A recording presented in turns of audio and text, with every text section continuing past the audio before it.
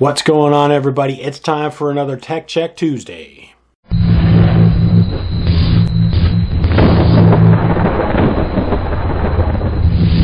So finally, we've got a break in the weather, and I was able to take the Mavic Air out and start putting it through the paces. And tonight we're going to be taking a look at true signal range. Yes, I know there's a million videos out there popping up all the time about people taking their drones out in the middle of nowhere, flying it out over open water or a desolate desert somewhere and getting all kinds of crazy range on this thing. There's probably plenty of us out there that aren't trying to fly over the Drunlin Waste looking for our lost droid.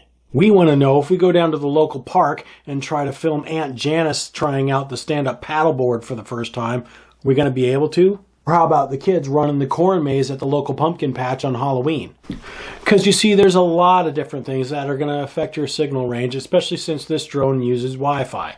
Most notably, other Wi-Fi connections and signals. Then, of course, there's trees, metal buildings, power lines, cell phone towers, and many, many, many other things that can truly affect your signal in a significant way. Behind me is a lake, and it's about a mile from here to the other side of that lake. And say I wanted to film around here in this park, and maybe there was a boat or something out on the lake that I wanted to film. Am I going to be able to do that with the Mavic Air?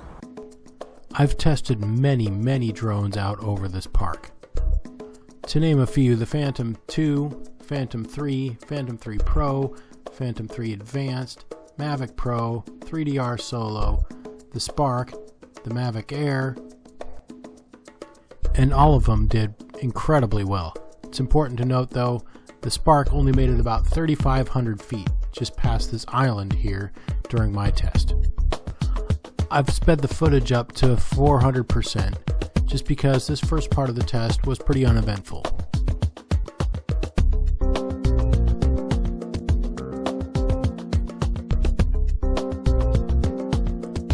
For safety, I'm not going to be crossing this busy street here. I'm going to take a left and fly out over the adjoining golf course. However, this is where things started to fall apart. It could be the power lines or maybe the upcoming cell tower, but all common things you're going to encounter while you're out flying in an urban area. It's about time to call this thing home.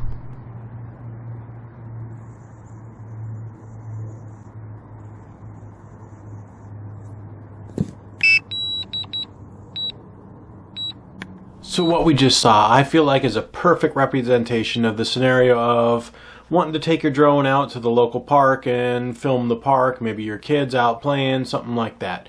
And even though I got just under a mile, it's important to note that I was totally able to cover the entire park with the range of the drone. Even with all of the Wi-Fi noise, cell phone towers all over the place, trees and all that, I was still able to cover the park. Behind me is a turf farm. That's right, they grow grass there to sell to people so they can make their lawns.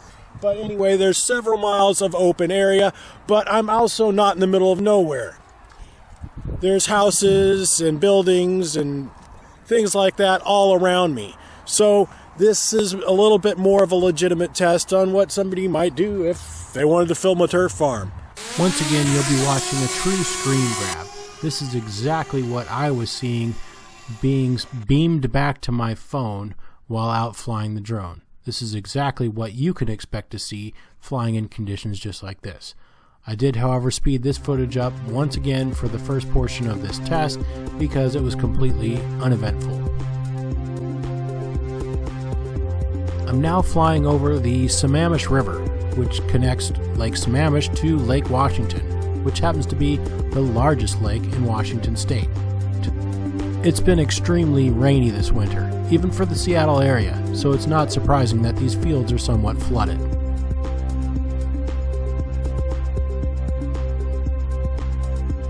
You might notice those black and white flashing bands over there in the clouds. That's called an exposure warning. It's an option that you can enable in your camera settings. It will tell you if there's any portion of your image that's overexposed, and that means that the image is too bright and that section of it is completely washed out and there's no data, meaning it's pure white. Even in post-production, you would not be able to recover any type of data within that section. It's just bleached out. At this point in the test, the signal's gotten really bad. and there was about a 5-second period where I lost total signal. There was a wind of about 10 to 12 miles an hour, and during that signal loss you'll notice how much the drone is drifting in these winds, even though it's rated to handle winds of up to 22 miles an hour.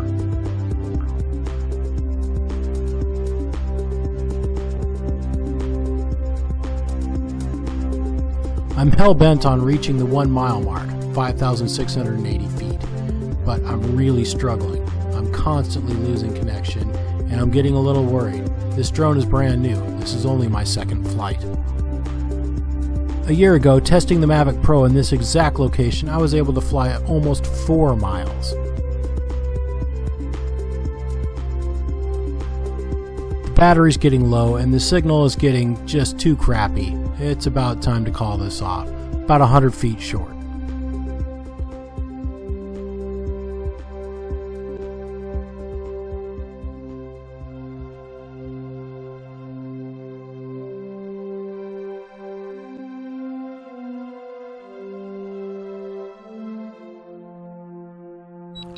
Well, I pushed it out to about a mile, but that was pretty sketchy. I lost signal multiple times.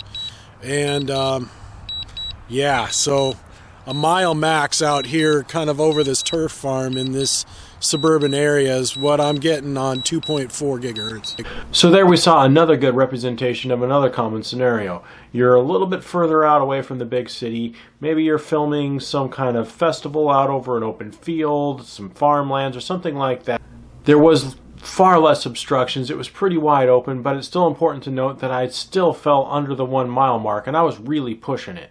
So I hope I've been able to give you a little bit better of a kind of a real world scenario look at what you can expect for the range of the Mavic Air. If you go out in the middle of nowhere and fly it over open water or open field somewhere, yeah, you could probably push it beyond the 2 mile mark, beyond the advertised distance. But if you're going to take it out and use it the way I think a lot of people are going to at the local park, you need to know what to expect. So if you found this at all helpful, please do me a big favor, hit the thumbs up button. If you like what you see and want to see more of it, make sure you subscribe and ring the bell so you can stay up to date with all the latest stuff I'm doing. I'm doing tons more Mavic Air videos in the next coming weeks. Thanks for watching. We'll see you guys soon.